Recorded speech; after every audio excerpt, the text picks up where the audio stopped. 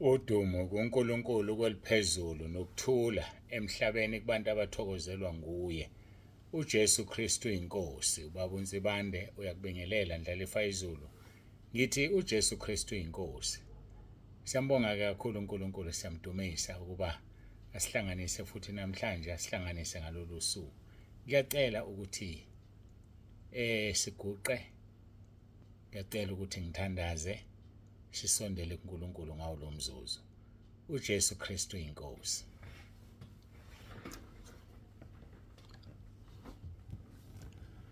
Baba ongcwele, Baba olungileyo, uNkulunkulu onomusa, siyazithoba phambi kobuso bakho. Siyabonga ukusithanda, siyabonga usenzele khona, sibonga ukuphila kuze kube manje. Ngiyacela Nkosi ukuthi ududuze ezindaweni zonke lapho beshiwe khona izihlobo zabo, ududuze ezindaweni zonke lapho wena Nkulunkulu ufikile khona kulowo mndeni wathatha omthathileyo.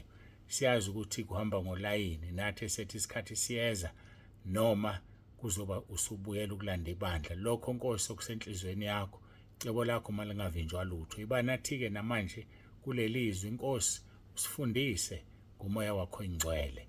uJesu Kristu inkosi. uJesu Kristu inkosi. uJesu Kristu inkosi. Amen.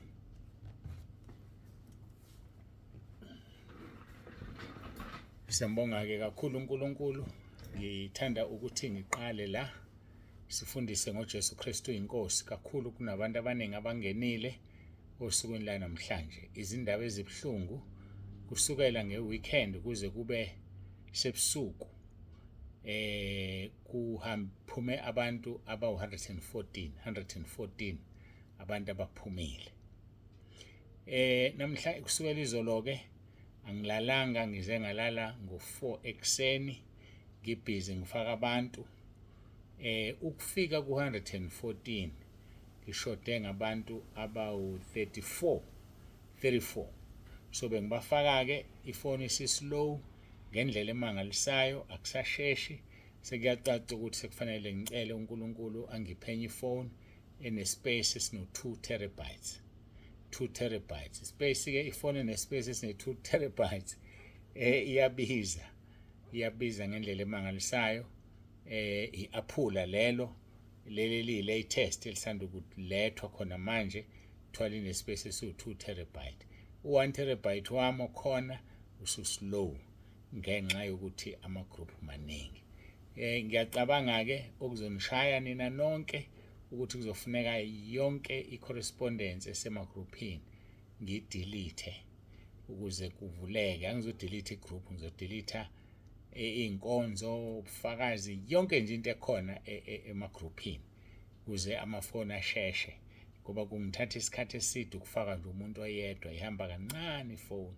So ukufaka abantu abaningi ebengibafaka-ke njengoba ngithi kushode only 34 from 114, ukuthi ngamagama ngifake abantu abangaki. Ngifaka abantu abawu-8 plus minus 8 wabantu engibafakile. Abantu nje ngibafakile bawu-8, kungithatha isikhathi ubusuku bonke. Akusho ukuthi ukubafaka, ngathi ufike uphendula i-voice note, ilento i-message yomuntu, bese uyabhala, uyamsave. Qeda ukumsave, ngimsave emafonini amabili ngoba amafoni ami awavumi ukukhuluma ukuthi usefaka ubani uNzibande nawe memukele. Cha, ngimsave emafonini amabili at a time, bese emva kwalokho ngimbhaleke kwi-writing pad yami, lapho ngibathatha khona-ke sengibafaka. Kungithatheke ubusuku bonke ukwenza lo 8 wabantu. Ngijabulela ukuthi ngikwenzile up to date ngabantu abafakwayo. Nokho-ke kuqala impelasonto futhi exakile engizocela isicelo esifanayo, ngoba manje akusizi nithumele ninginikeza ingcindezi. Ngokugcinwa inkosi sizosuka kusasa ngoLwesihlanu, sifike sibone lapho soquba khona nomama, kube seduze neBhulwa. Siqede eBhulwa bese siyabuya siyalala futhi eMaritzburg, bese-ke ngesonto sikwenye indawo khona eMaritzburg la sizokhonza khona. Angizukusho-ke ngoba 1, leyo branch ayivuliwe ngokusemthethweni, ayizuvulwa futhi ngomgqibelo ngokusemthethweni. ngezizathu-ke uyazi umholi wayo. So-ke ngizobe ngiyokhonza khona, uyena kuphela omemile, mina ngizumeme ekhaya lethu, kodwa ngizobe ngikhona eMaritzburg. So-ke kusho ukuthi-ke ngamanye amagama uzobona ukuthi ngixakeke kangakanani. Sosuka la kusasa, isikhathi esinye sokuphendula iy'nto zenu sobe sisemgwaqeni. Silale eMaritzburg, sivukele eBhulwa, sibuye eBhulwa silale eMaritzburg ukuze siphinde sivukele eMaritzburg, bese siyabuya-ke ntambama. Ngiyanicela, khona abantu abangalaleli, ngiyanicela uma sithi ningathumeli lutho, sisuke sisho nama-report abefundisi, ngisuke ngisho yonke into ethunyelwayo, soze sithumele ngomsombuluko. Isicelo nje leso ukuthi namhlanje siyagcina ukuthumela. Kumanje nginama-messages awu-198 njengamanje, okufanele ngithole ithuba lokwaphusha, okungenzeka ukuthi angaphusheki onke njengoba ngalalanga, ngikwazi ukungalali izinsuku ezimbili zilandelana. Kusho ukuthi-ke umzimba ngizobe sengiyawubulala, kusho ukuthi kwakusasa ngenzeka ngithi ngiyadrayiva ngingqoke imoto, inkosi mayisangigcini. So nje kufanele ngibuye ngizibhekelele, umzimba wami usukhulile, usukhathele. So-ke ama-messages awu-198 angakathintwa, inkinga leyo, ngoba kusho ukuthi ukufunda udlule. Omunye ufuna ukubhukhela ukuvuma izono, omunye ufuna ukubhukhela umbhabhadiso, omunye ufuna ukuthunyelelwa leya mkhuleko. So ziningi izinto. 198 uma ngazidedicate nje kahle ungathatha 2 full days. 2 full days. So-ke ngisho ngesibindi ukuthi ngiyacela sigcine namhlanje singabe sathumela lutho until Monday. Bazoweqa umthetho abangasazilalela inkonzo. Bazoweqa futhi umthetho abazilalela ngendlebe yodwa ngenye bengezwa. Ngiyambonga uNkulunkulu, niphile nonke emakhaya, niphile nonke emakhaya. Sengithandazile siyene ezwini lenkosi. Asiyene ezwini lenkosi. Matthew chapter 5 uverse 9. Uthi babusisiwe abalamulayo ukuba bayakuthiwa abantwana bakaNkulunkulu. Babusisiwe abalamulayo. Bese-ke uHezekiel chapter 22 uverse 30 athi ngafuna kubo umuntu wokubika uthango eme esikhaleni ngaphambi kwami ngenxa yezwe ukuba ngalichithi, kepha angimfumananga. Besinombuzo-ke sesinawo kulezi iy'nsuku esithi kungani uNkulunkulu efuna ume esikhaleni na? Sathi kungenxa yesikhathi esiphila kusona. Kuphinde ngimthinte u1 Timothy chapter 4 verse 1 ngoba soqhubeka naye uthi kepha umoya usho ngokuchachileyo ukuthi ngezikhathi zokugcina abanye bayakuhlubuka ekukholweni, benaka umoya abadukisayo nezifundiso zamadimoni. Sikhulume kakhulu ngomoya abadukisayo izolo, siyakhuluma ngezifundiso zamadimoni. Verse 2, ngokuzenzisa kwabaqamba amanga abashiswe uphawu kunembeza wabo. Khulumile izolo ngabantu abashisa uphawu kunembeza. Nembeza usakwazi ukwenza umsebenzi ngoba abantu bawushise ngophawu. Ufika ukhuluma unembeza umuntu awucindezela, uphinde ukhuluma umuntu awucindezela. Okwesithathu ukhuluma okokugcina uyathula unembeza. Usushiswe uphawu lukaSathane, awusakwazi ukwenza umsebenzi wawo. Verse 3, benqabela ukuganana bethi akuzilwe ukudla, to abstain from certain foods akudalayo uNkulunkulu. Linzima leli verse. Benqabela ukuganana. Siyabazi abantu asebezidedicateile, abantu abathi abazugana bona, bafuna ukukhonza uNkulunkulu. Only to find ukuthi ekutheni ekubeni bekhonza uNkulunkulu ngoba bengaganile balalana bodwa. Besifazana besilisa kwabesilisa, noma bephinde bentshontshane. Siyakwazi lokho, asizongena khona, ngizobabiza ngamagama ngoba bazobe bedalula ibandla elithize. Kodwa siyabazi abantu abathi abashadile, abantu abathi basebenzela uNkulunkulu kodwa bebenza lamanyala nokungcola. U1 Corinthians chapter 7 ukhuluma into eyisimangaliso. Ake nguvula 1 Corinthians chapter 7 verse 1 uthi maqondana nalokho enaloba ngakho kuhle kumuntu kuba ngamthinti owesifazane. Verse 2, kepha ngenxa yokufeba kube yilo naloyo abe nowakhe umfazi, naloyo wesifazane abe neyakhe indoda. Ngenxa yani yokufeba. So uma-ke uzonqatshelwa ukuthi wena musugana noma musuganwa kungabekwanga uNkulunkulu kuwena, uzoyithini imizwa yakho? Imizwa yakho uzoyithini? Angithi yikho lokho uzogcina usuyilala wena, yikho lokho uzogcina usulala uhlobo olulodwa. Iyasha inyama ukuthi idinga umuntu wesifazane, iyasha inyama idinga indoda. Angithi unqatshela ukugana noma uganwa, labo lele nabendlini uzogcina usubabona beyintombi kanti ushiswa ile nkanuko yakho yokungcola. Lithi izwi lenkosi ngenxa yobufebe akube yilo nalo yabe nowakho umfazi, nowesifazane abe neyakhe indoda ngenxa yobufebe. Kodwa uma ufakwe uNkulunkulu ekuthenini ungashadi, uNkulunkulu uyakuthena yena akwenza ungafisi inkonzo yekamelo, akwenza ube free ukhululeke ngoba ufakwe uyena. Asisukuzifaka thina engasifakanga yena. Ngilapho la ngikhona. Lithi-ke benqabela ukuganana, yikho lokho bethi akuzile ukudla, to abstain from certain foods akudalayo uNkulunkulu, kunokudla okuthiwa singakudli ngezathu ezithize. Kanti uNkulunkulu uthe sokwamukela konke ngokubonga. Njengoba uJesu eshilo uzodalisa umthetho, sizokwamukela konke ngokubonga. Athi kwabaseKorinte bokuqala chapter 10 verse 25, konke okuthengiswa esilaheni kudleni, ningahloli lutho ngenxa kanembeza. Yonke into ethengiswa esilaheni idleni. Angizuzibala ngamagama izinto ethengiswa esilaheni, kodwa lithini iBhayibheli? Kudleni konke okuthengiswa esilaheni. Njengoba uJesu ethe uzodalisa umthetho, asilindele khona into ozositshela ukuthi engani kwathiwa ukuthi nokuthi kungadliwa ngoba inselo yakhona kuyenze ukuthi nokuthi.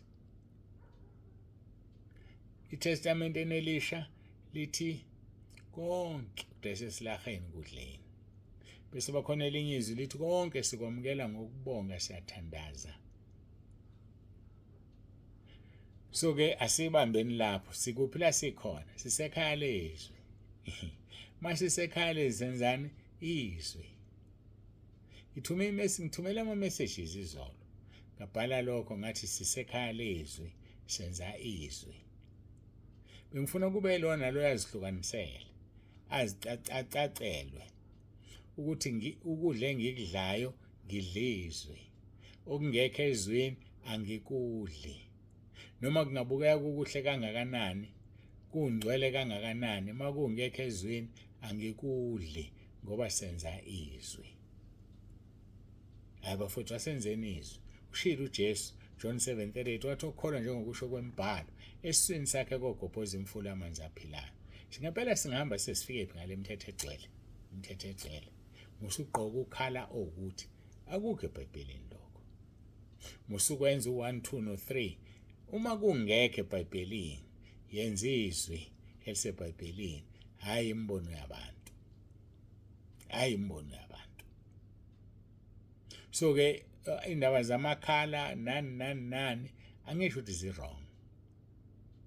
Kodwa bafowethu sigade singenzi ubungcwele obethu siye kobukaNkulunkulu, ngoba obethu bufana nesidwedwe sengubo enindiweyo. Ngeke ubungcwele bethu busingenise ezulwini. So ngenisa ubungcwele bukaNkulunkulu ezulwini, ngoba izulu lidalwe uyena ungcwele.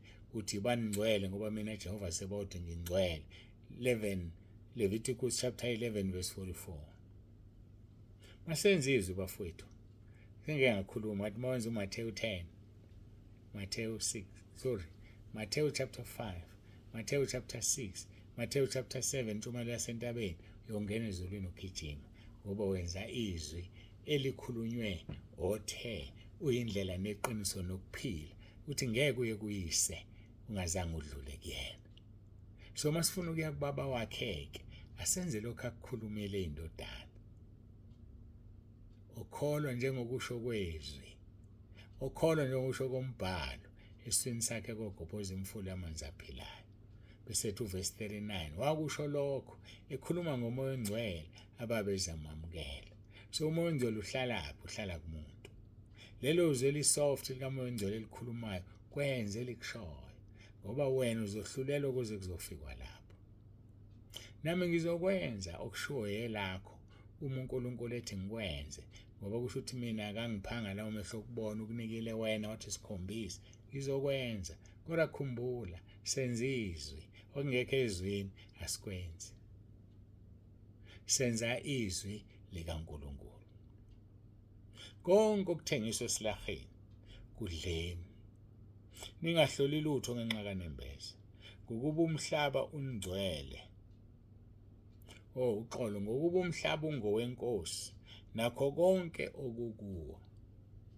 Uma omunye kwabakholwayo enimema nithanda ukuya, kudleni konke akubekwe phambi kwenu, ningabuzi lutho ngenxa kanembeza. Kepha uma umuntu ethi kini lokhu kuhlatshelwe izithombe, ningakudli ngenxa yalowo oshiloyo nangenxa kanembeza. Kepha kangisho owakho unembeza, ngisho waloyo omunye, ngokuba yini ukuba inkululeko yami yahlulelwa unembeza omunye na? Uma ngidla ngokubonga, ngihlanjalezelani ngalokho engikubongayo na? Ngakho-ke noma nidla, noma niphuza, noma nenzani, konke kwenzeleni udumo likaNkulunkulu. Noma nidla noma niphuza, ningakhubekisi nabaJuda namaGreki nabandla likaNkulunkulu. Ningakhubekisi. Njengokuba nami ngithokozisa bonke ngakho konke, ngingafuni okungisiza mina, kodwa ukusiza abantu abaningi ukuze basindiswe. Bazosindiswa abantu masenza izwi, bazosindiswa abantu masenza into eyodwa. Kodwa masishaya imithetho eminingi bazothi ayazi kungcono umuntu ayekukholwa. Kholwa nje kunemithetho eminingi. Gazi lalo muntu ngiyakutshela lobuzwa kuwena. Asisizakhela imithetho yethu. Lokho akuvimba ukuthi uzakhele wakho, kodwa musukwakhela abanye abantu bakhubekise. Senganitshela ngathi njalo uma singena emkhosini, yingakho ngiye ngithini abathanda ukuba nami emkhosini, ngoba angifuni ukuthi kube yisono sithi siyenza into enhle kanti khona sebekhubekile. Ngiyamthanda uNkulunkulu wethu ngoba akayilona irobot. Uyakubona isikwenzayo, aconclude, acabange, a-understande, kodwa akasi-understandi sona. Akasi-understandi, ungakhohlwa yilokho. Sono akasifuni. Ungacabanga ukuthi uzo-understanda wena uma udla isono. Thatha nje akufake esihogweni. Akanandaba ukuthi ubuhole intabeni yendlu kaJehova, akanandaba ukuthi ukhulekela abantu abangakubasinda, akanandaba ukuthi ushumayeza inqwaba yabantu 750,000 ku-WhatsApp. 750,000 udlulela ngawushumayeza. Akanandaba nalokho. Okwethu ufuna simkhonze, simthande, senze izimiso zakhe. Lokho-ke kuyosingenisa ekhaya ezulwini. Asingabi libaleki iminako yezwe. Asingalibali izinto ezingenamsebenzi. Ngiyanicela, ngiyanincenga, ake senze izinto ezinomsebenzi. Uthi-ke uPaul naye uthokozisa bonke ngakho konke, ngingafuni ukungisiza mina, kodwa ukusiza abantu abaningi ukuze basindiswe. Khona abantu abanomina abazithokozisa bona, bakhohlwa abanye, athi umuntu phela mina kimi akwenziwa ukuthi umina loyo. Mina ngikuthandi lokhu, mina ngithanda ukudla lokhu, umina loyo. Isono leso, bulala umina, izwi alife kuwe. Hlukana nje nomina. Sinamathele enkosini yethu uJesu Kristu. Siyambonga-ke kakhulu ngakho konke asenzela khona, sinikele ukuphila kwethu kuye. Uhlale kuye ungasuki, uhlale sokwevile elinguMariya. Uhlale uze wenabe. Athi uJesu wenze into ongayikwaphutshwa yona. Akhona oyedwa okwaphuca ukuhlala enyaweni zikaJesu, ulalela izwi lakhe. Siyambonga uNkulunkulu wethu kakhulu, niphile nonke emakhaya, niphile nonke emakhaya. Sihlangane ebhulwa nalabo esiyana bebhulwa. Sihlangane khona. Sihlangane eMphithi nalabo abaya eMphithi. Imphithi kisethawini, ethawini kiseMaritzburg. Angizukusho ngoba kuvulelekile ukuya khona, akuvulelekile ukuya khona. uNkulunkulu abe nani, siyambonga kakhulu. Ngicela ukuguqa ngithandaze ngimbonge ophezu konke. Ungumnini mandla onke, ungophezu kwakho konke, ungusonini nanini, ungumdala odale izinsuku, somandla. Wena wedwa uhlala ekhanyeni okungesondelwe kukho. Wena wedwa unokungafi. Udumo lonke namandla nenkazimulo kungokwakho kusukela manje kuze kube phakade. uJesu Kristu inkosi. Siyathobeka ke Nkosi, sibonga ithubo sinikeza lona. Ngiyacela Nkosi ukuthi ube nathi usifihle edwaleni elinguwe. Kukhona konke Nkosi sifihle kakhulu, silizwe silenze izwi lakho. Nginikela kuwena ukuphila kwami, ukuphila kwabazalwane, ekhaya lezwi entabeni endlu kaJehova kuyabonelelwa. Kwangathi bangalikhazimulisa igama lakho, benze izimiso zakho. Siyabonga uJesu Kristu inkosi. uJesu Kristu inkosi. uJesu Kristu inkosi. Amen.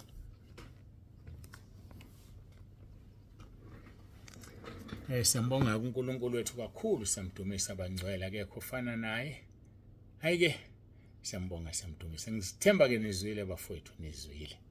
Ngithe ngiyacela njengoba ngino-198 wama-messages, sidine namhlanje ntambama ngabikho message ezongena after 12 ebusuku, ngoba leyo message ayizolalelwa.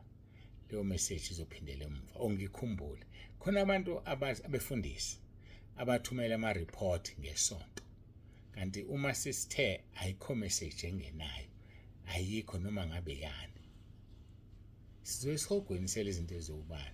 Ngithema ngibanqanda ngibatshela lokho, abaphindanga bawaletha ama-report.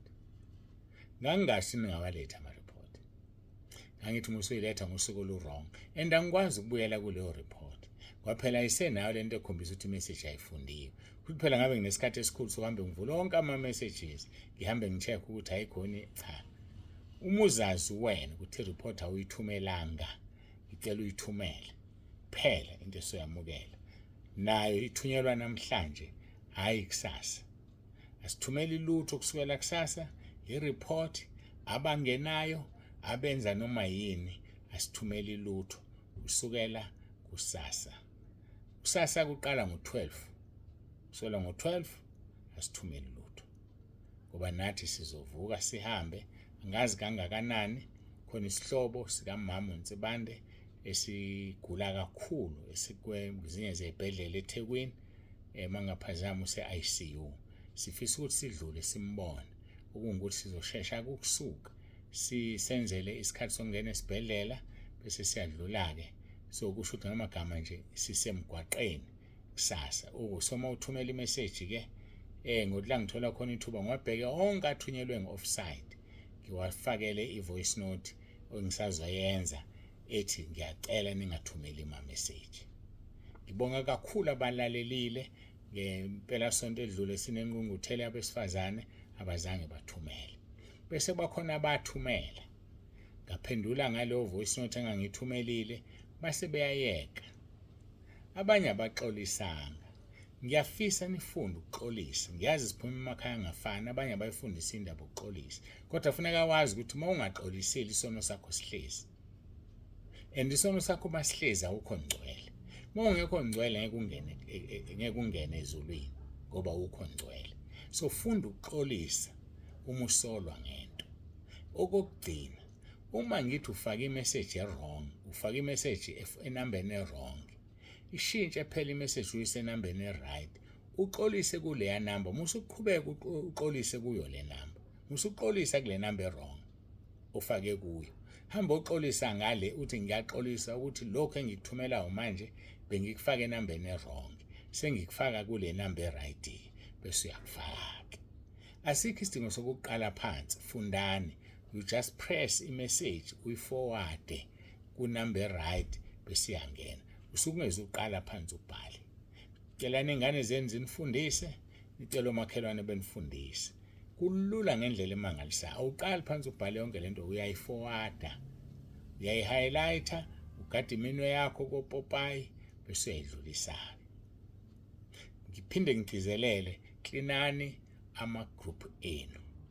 ukuthi umuntu ufake i-emoji umtshele, noma ngathola ama-messages ayi-1000 kulungile, kodwa mtsheleni ukuthi akakhiphe i-emoji. Bese-ke wonke umuntu, kunabantu abagcwalelwa amafoni ane-capacity encane, storage encane, o-128 obani bani.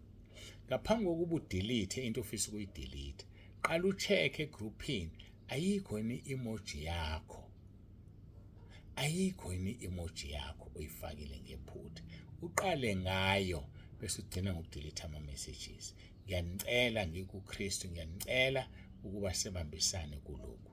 Mabi ama-group awahlobile ngoba nama-emojis abantu abawenze base beyadelete. Qha umuntu eseqolisa kimi-ke semuhle esethi angikwazanga uyikhipha ngoba kodwa kuhlale kukhulunywa kuthiwa phambi udelete hamba uyochecka.